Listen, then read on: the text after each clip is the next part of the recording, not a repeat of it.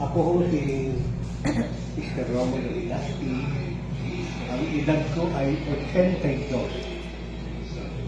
Ngayon, siguro magtataka kayo. Nung ako yung magpatingin sa doktor, ang sabi ng doktor, halos pinakyaw ko na lahat ang sakit.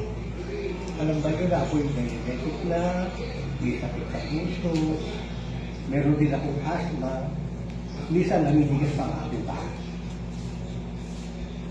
Nagkakrampa. Ngayon, marami na akong ginamit. Marami na akong iniinom na gamot, pero meron isang magandang loob na inintroduce sa akin itong produktong ito. Nung una parang ayaw ko pero sinubukan ko. Una-una, nag-i-insulin na kasi ako.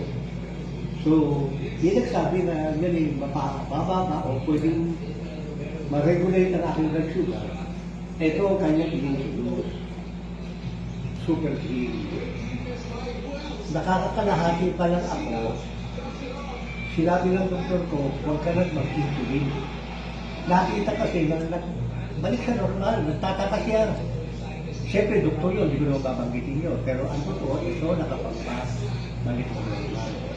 At sa mga diabetic ko, dumadating ko sa parting ng lalambot. May panahon. Ito, binigay sa akin kombinasyon. Nakakatuwa. Hindi ko naranasan mo pag umiinom ako. Malalambot ako. Pero pag